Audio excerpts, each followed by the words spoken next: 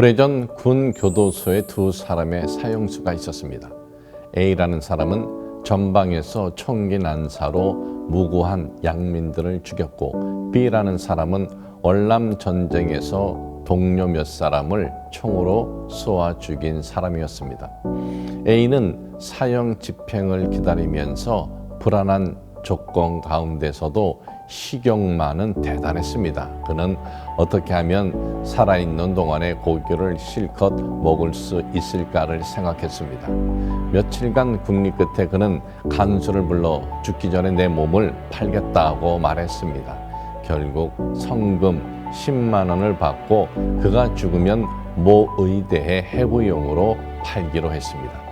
그는 죽기 전까지 날마다 그가 소원하던 대로 고기를 실컷 먹었습니다. 그러나 자기 시체를 팔아 받은 돈 가운데 불과 3만 원 정도를 쓰고는 현장에서 죽음을 맞이하게 되었습니다. B라는 사형수는 사형 집행을 앞두고 자신이 소유하고 있던 15,000원의 돈을 어디에 쓸까 고민했습니다. 죽기 전에 마음껏 먹거나 죽을까도 생각했지만 그래도 죽기 전에 무슨 좋은 일을 하고 싶었습니다. 그런데 그때 마침 어떤 교회 성가대가 위문을 왔습니다. 사형수의 눈에는 찬송하는 그 모습이 천사와 같이 보였습니다. 그래서 그는 자신이 가지고 있었던 돈을 성가대를 주의하는 어떤 전도사에게 주었습니다. 전도사는 그 사형수의 돈으로 마침 헌당식을 하는 교도소 교회의 강대상을 봉헌하기로 마음먹었습니다. 드디어 교회 헌당식 날이 왔습니다. 여러 순서가 지나고 광고 시간이 되었습니다. 전도사는 이 교회의 강대상은 바로 사형수의 헌금이 시작이 되어 마련할 수 있었다고 말했습니다. 참석했던 신문 기자들은 감격해 이 사연을 신문에 실었고 그 기사를 대통령이 읽었습니다. 대통령도 감격해 그를 무기징역으로 감형해 주었습니다. 한 사람은 자기의 시체를 팔아 고기를 먹다가 사형을 받고 한 사람은 15,000원 때문에 자기의 생명을 구한 것입니다.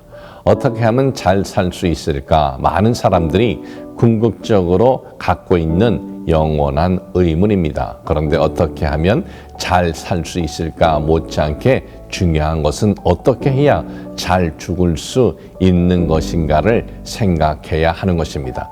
세상 사람들은 비록 세상에서 사는 동안 온갖 영화와 향락을 누렸다 하더라도 죽음이 임할 때 아무런 소망을 갖지 못합니다.